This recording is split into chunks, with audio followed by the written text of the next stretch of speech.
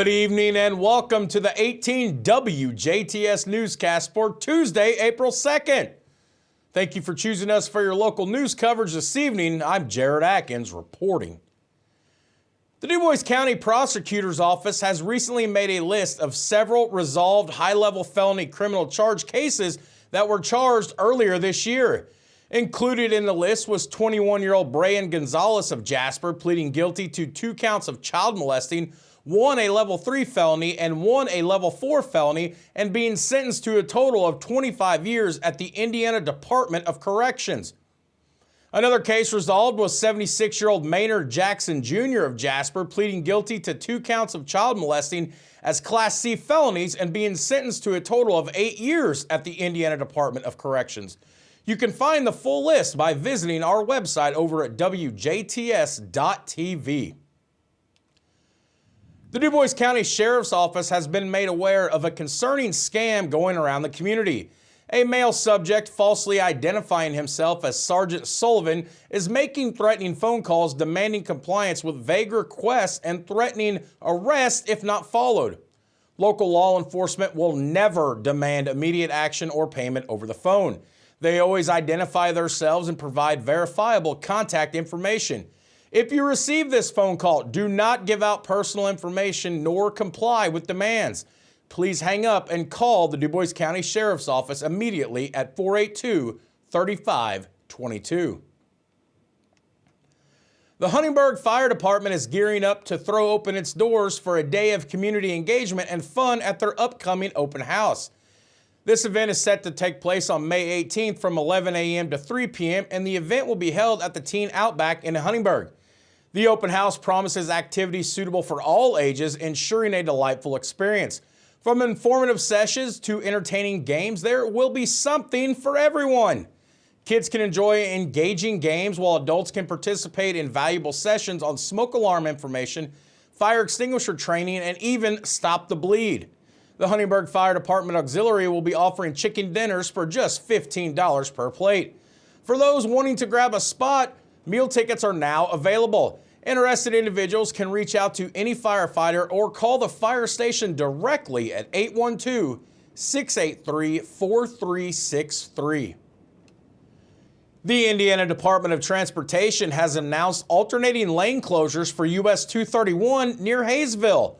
Beginning on or around Thursday, April the 4th, crews will begin a lane closure on US 231 over the East Fork of the White River. This lane closure is to allow for a bridge deck overlay project to be performed. Lane closures will begin on the northbound lane of the traffic. Work is expected to last through the beginning of May, depending upon the cooperation of the weather.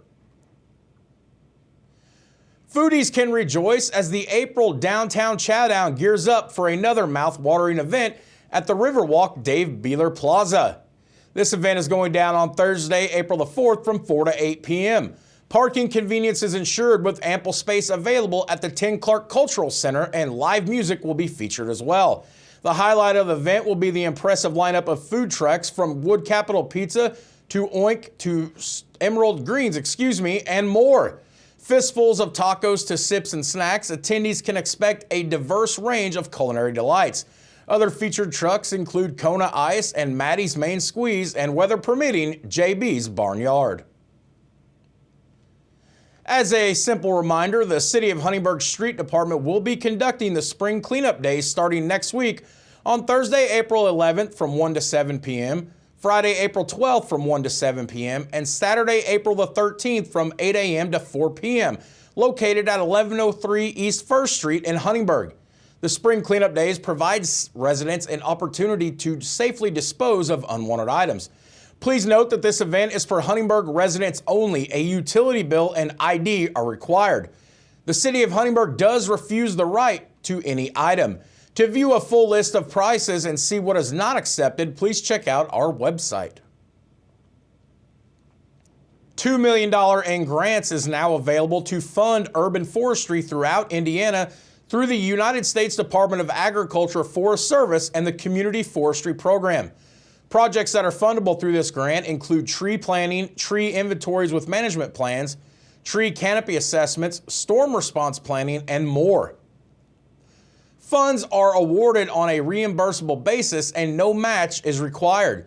Communities interested in applying should note the grant awards are available for a minimum of $20,000 and a maximum of $250,000, and only areas that have census tracts that meet federal requirements are eligible.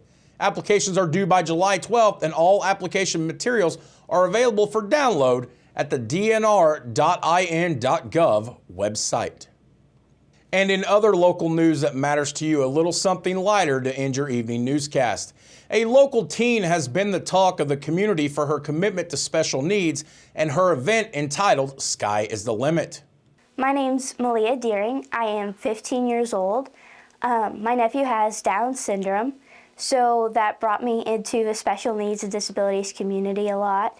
In 7th grade, my teacher told us we could either create an event or add on to an existing one.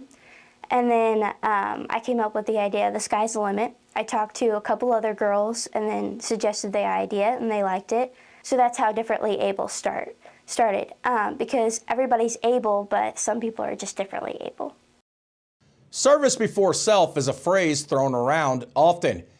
15-year-old Malia Deering is putting that into action with her 501c3 nonprofit known as Differently Able, Inc. Differently Able is an organization run by Malia and her family to offer help, hope, and all types of support to special needs families and their challenges. But Differently Able isn't all this family has to offer. So Isaiah's Warriors is like a branch under Differently Able. My nephew, his name is Isaiah. So my sister created the IEP binder. And a lot of parents have so much information given to them and they can't keep it all straight. I mean, we had so many papers in our living room because make sure the school knows the same information that we got and the doctors and everything like that. And the IEP binder helps, keep all that organized. So my sister was like, oh, well, we got an event where we got this going, so how about I create something my own? And it's called Isaiah's Warriors. So my sister started that. So what is the Sky is the Limit event? And what kind of commitments has Differently Able received from the local communities? A lot of people in our community have, kids with special needs or disabilities, and they don't know where to go.